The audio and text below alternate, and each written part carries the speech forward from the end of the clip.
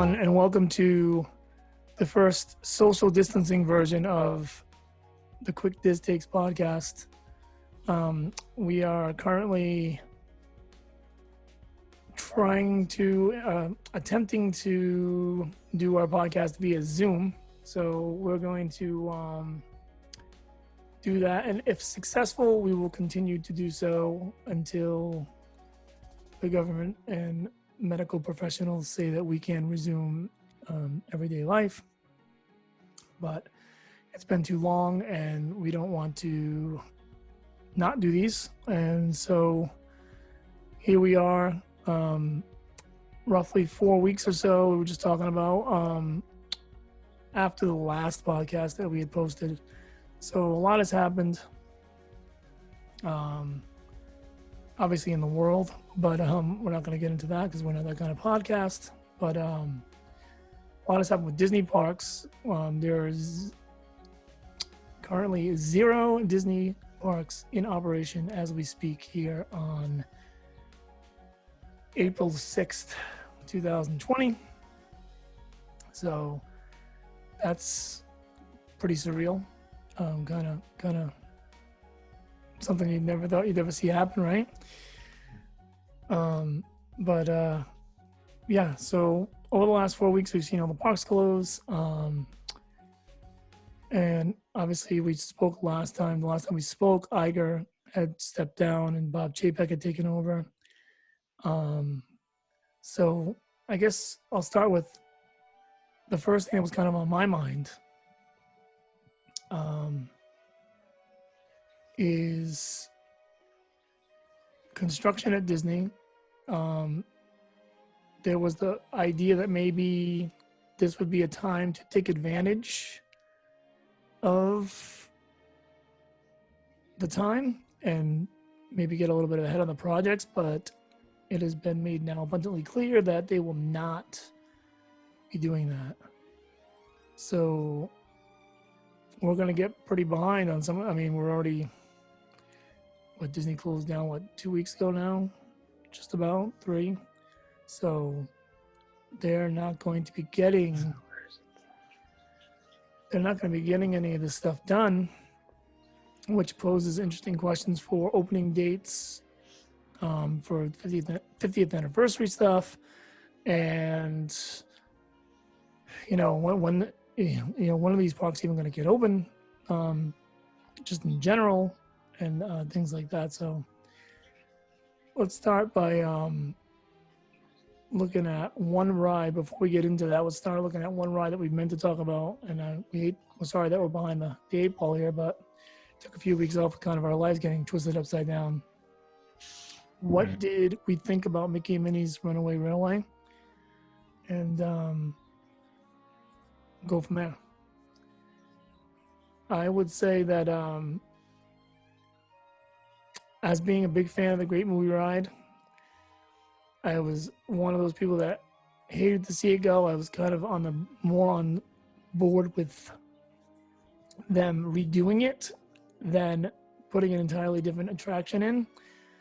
But after seeing what I've seen, on the point of view videos, I would say that Mickey and Minnie's Runaway Railway is definitely seems to be a welcome addition to a park that is slowly becoming one of the better parks on the resort.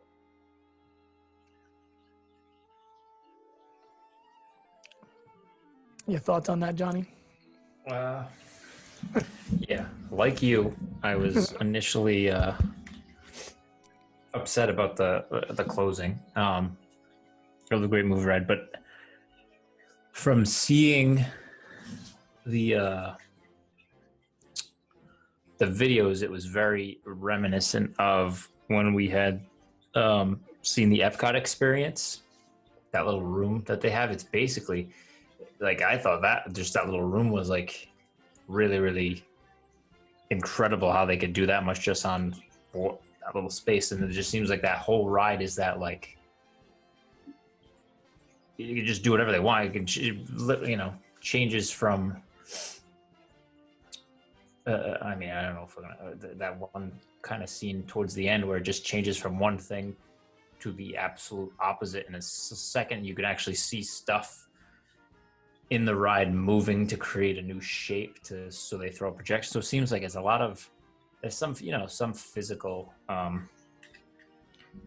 stuff, but then a lot of it seems like most of it's just all that projection mapping stuff, which is really, it's insane, right? interesting to how they like what they can just do with anything now. Like, just, I don't know, like even thinking back, like how, like, was any of that used in Rise of the Resistance and we had no idea? Like, Yes, I think the blasts on the ceilings. yeah, but I Things mean, like that. I'm even saying like something like a wall, like you're looking at a wall and you think it's a physical wall, but it could just be. It could be. Who But knows? who knows? But I mean, it's just like, obviously that on the Mickey, it's much easier because it's a cartoon, but they could apply it to a real life thing too. So I don't know. It's just like just like the innovations of being able to do a ride is just getting crazy and crazier. Yeah, that specific technology is like really brought it to the next level. It also, like we've talked about it before with Pirates of the Caribbean and with the Haunted Mansion, where we're kind of jokingly saying like, let's get a night sky and some of those scenes and things like that. But now that you see it like kind of like really in use, you're like, forget about all that stuff. I mean, they could literally reinvent some of these classic rides down the road with like minimal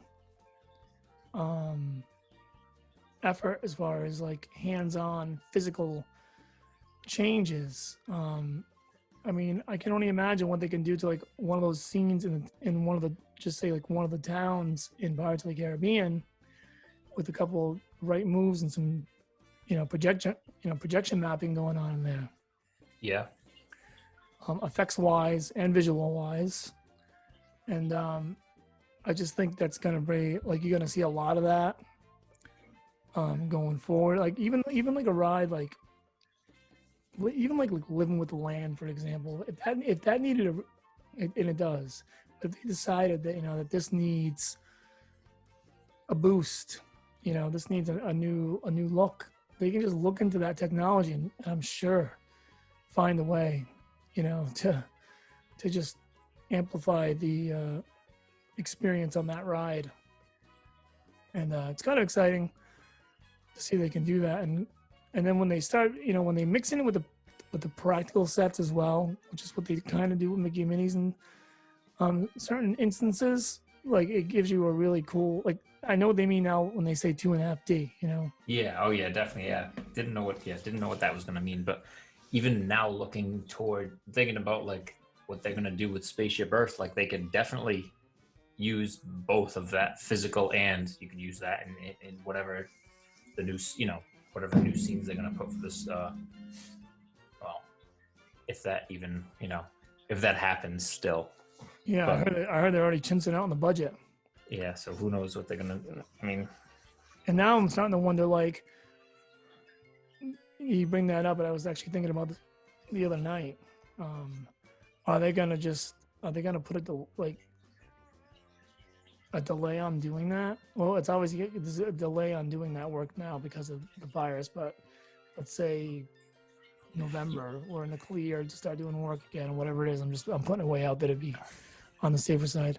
Are they going to start this juggling act where they're like, well, maybe we shouldn't touch anything right now because we do have a 50th anniversary coming up and we really need to have things like things available for people to do, especially in Epcot. I mean, especially if Ratatouille is going to be late now too, probably.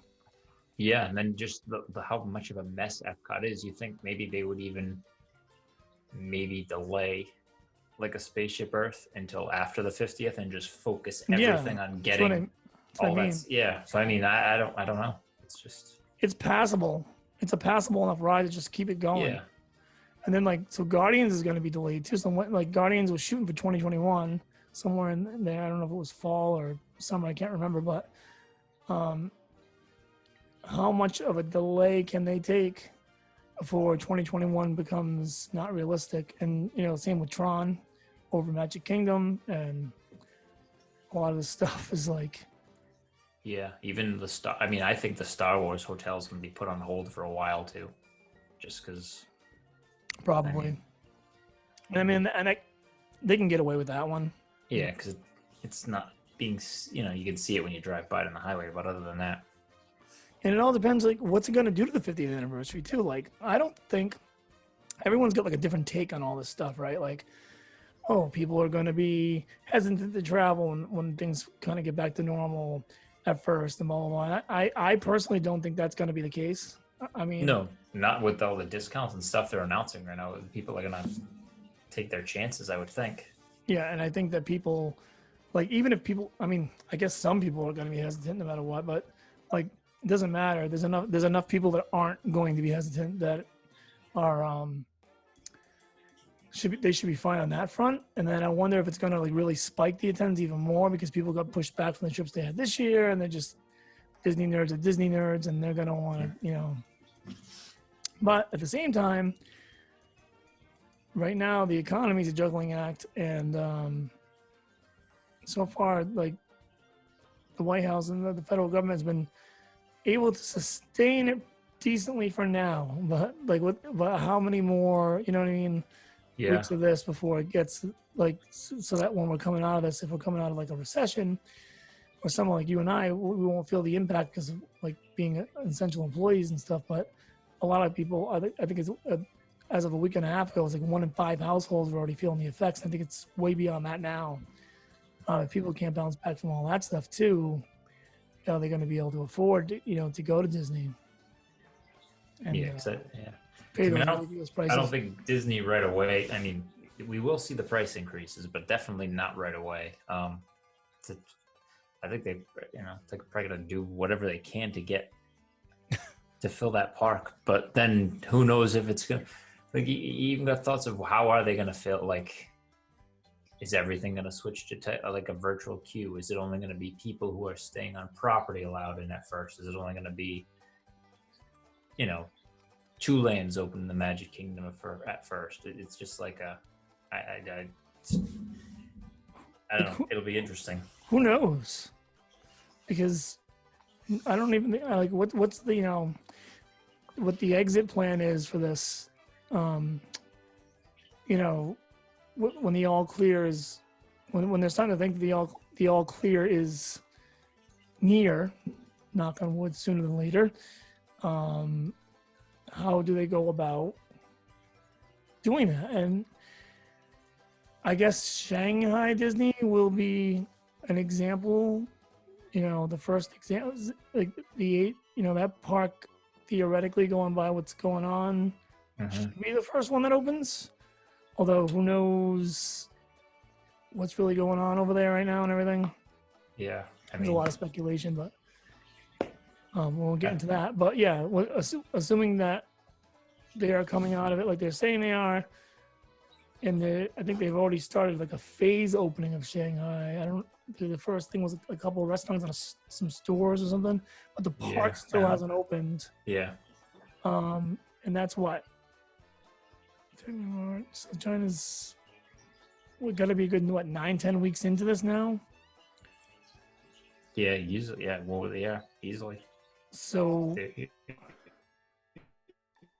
yeah. So you got to think, if we follow that mold or that model, we're looking at somewhere around August, September, at best, and then I don't know. Who knows? Yeah. I mean, they've already had people rescheduled. People that are rescheduled to now June and July, and who knows if they're going to have to reschedule again. It's just that that's another thing. So those people are going to get first dibs. And then the other thing is, like, okay, I am not by any stretch of the imagination an expert on the economy, but if we're going somewhat like this, into July and August, then what I said earlier about people being able to afford these trips is going to come into play. I mean, yeah. Oh yeah. Although I think they're gonna slash the crap out of prices if they have to. Airlines are already slashing, and will continue to slash until they get until they get it back up to where they need it to be. So, and then, like you said, who knows about the hesitation about just in general? people might not feel comfortable about this till it's some kind of a medicine or a vaccine or whatever, So Yeah. it's got a lot of question marks for a place like Disney. Has a lot of question marks for something like this. So it'll be interesting to see. Anyway, we get off on a little bit of a tangent there, but yeah. Anyway, Mickey and Minnie's is awesome. Looks awesome. Can't wait to be able to get down there and ride it. I know you guys were looking forward to doing that in July, but that might not be the case Yeah. now. Who knows? I mean, we're still playing it as though we're going. So I don't know. You gotta. And then, worst case, our passes are getting extended, so maybe it'll cause get a couple extra weekends or something, or who knows. You look at the bright side, see what happens. Yeah. I don't know. Anyway, yeah. So obviously, like we just spoke about too. Like, so Ratatouille's. I wonder what all these opening dates are gonna do. And then like the Food and Wine Festival, is obviously a big thing in the fall for them, and all the Mickey, all the parties. The Halloween party, the Christmas party. Yeah. They get the wine, the wine and dine race weekend is very big. That's a big. Yeah. I think this year it's sold. It's sold out in like less than 2 hours as of the. So it's just so many. And things. that's thousands and thousands of people in. It's just who knows. I know you'd like to think the Christmas stuff's not going to get canceled. You like to think that we'll be about our business again by then, but if they're not, if they're not by then, I can't even imagine when it's going to do the 50th anniversary. To be honest with you, I wonder if that at that point they would try to market it like starting on the actual day of the 50th, which would be October, and then just doing it into 2022. Yeah, because let's face it, they could get away with they could do it. They could get as long as they're doing the special events. Yeah, they could make the thing last a year and a half if they at that point. 2 years even. You see all the pushbacks on the movies. Another thing I'm going to talk about here in a minute. So actually, forget about that. Let's just jump into it right now because they pushed back. You see what they're doing with the theatrical release. They pushed Jungle Cruise back a year. Yeah, whole year. Yep. Whole year for a movie that's completely finished and ready to go. Mm-hmm. But I think that has more to do with, like, look, we're probably not going to make July. Even if we make July, we can't really push for July because we don't know if we're going to make July. So the promo work that goes into the movie is not going to really be there. There's too much uncertainty. And this is definitely a movie that we want out. And this is like our summer blockbuster movie because, it's got The Rock and all that stuff.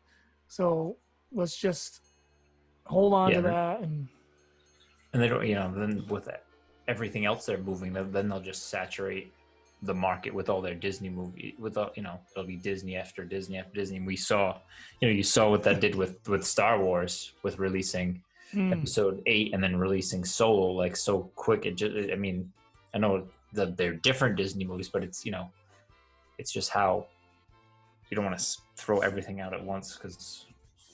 Yeah, even they can barely help doing that now, even in normal times. Yeah. They make so much stuff, but it's like, you wonder, like, I'd love to be a fly on the wall in those meetings when they decide, like, okay, like, Artemis Fowl will go on Disney Plus, heck with it. But, like, Jungle Cruise is getting moved back because that's not going straight to Disney Plus. No. And then things like that. Like, what? Black Widow to November. Yeah, you know what I mean? For those particular movies that they're just not going to put on Disney Plus. No. I don't know of anybody that was looking forward to that Artemis Fowl movie, so I'd say that was a safe bet to throw that on Disney Plus, but... Yeah, my friend Dave McCoy was the only one I know. I didn't know what it was. Knew what that was before it was even... He's like, they're making an Artemis Fowl movie. And I'm like, okay. Yeah. So I texted him. When I saw that, I texted him. He's the only person immediately. I was like, hey, your movie's going on Disney Plus. Yeah. But, so, yeah. And then, just trying to think of fun things to share while we're in quarantine here. There's, so what I've done, we've talked about this on the show a lot. Both of us are slackers when it comes to the Marvel Cinematic Universe. Mm-hmm. I said, the heck with this. I'm going to watch them all. So I pulled up the little map that people have made about like which particular order to watch these films. Yeah. And I have begun my journey. I was literally, you Ted said that, I think you had texted Sarah that, and I was literally thinking that morning, like, I was thinking the same thing. I should start, I have so much to catch up on. I was thinking, oh, Marvel is one thing I could catch up on, but. It's not bad either. No, I mean, after seeing some of the later ones, I would like to go back and see where, I mean, I've seen Iron Man, the first Iron Man. I've seen a couple here and there, but. I actually just saw it. I liked it. I mean, I know how it ends, so I'll just go back and. I haven't watched it yet. How it started. Yeah, I haven't done that yet. I started in the order with like the order in which they tell you to put it, and I think I'm going to be doing some editing on this podcast. So all the stuff I'm talking about, I'll probably have images up, and I'll put the map that I'm speaking of now. But it was like I think it was. Captain America, First Avenger, then it was Captain Marvel, then it was Iron Man, then Iron Man 2, then The Incredible Hulk, then Thor, and then The Avengers. Like, kind of to start it off. Last Tuesday, I watched 5 Marvel movies in one day. I don't know the last time I watched an entire movie at my house in a day. I watched 5 in a row. Because let's face it, there's not a whole lot to do right now.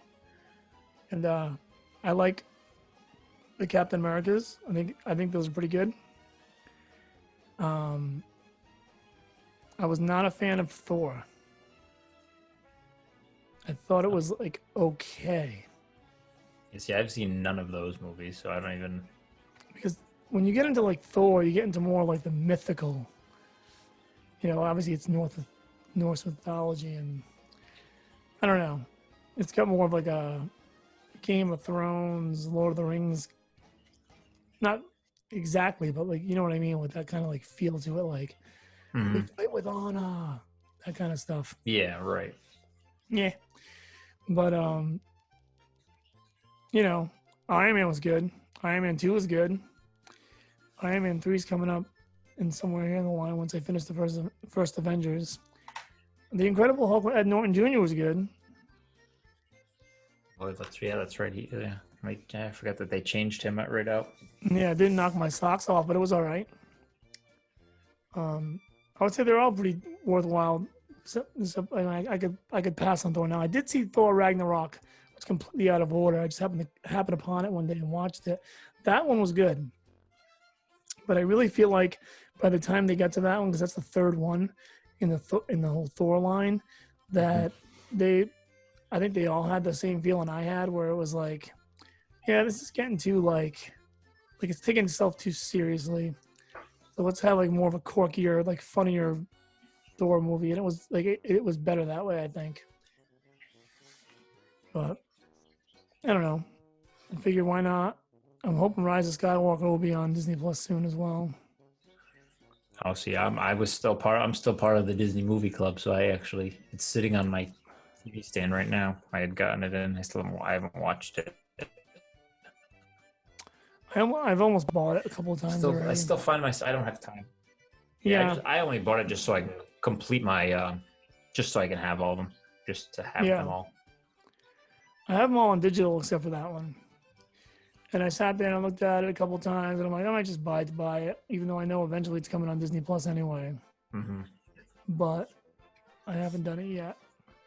But I feel like if Carrie and Arya weren't home for like a full day, I'd probably buy it and watch it. But everyone's home, so I'm really the only one that likes Star Wars here, so kind of pushing it aside. Plus, I mean, now Ozark's on Netflix, so I got to catch up on that. And then, I got wrapped up in the Tiger King. Yeah, I still got to watch that. I keep going to watch it, and then it's like, by the time I go to watch them, I'll fall asleep. So I got to start that earlier in the day. So popular that Netflix has now made another episode of it and putting it on next week. Yes, I did read that today. Then I still got to watch season 2 of Ozark. I watched season 1, but I'm behind on everything. Yeah, and we're not out of work either. So No. my main thing was to catch up on the newest video for the channel, and I've done that now.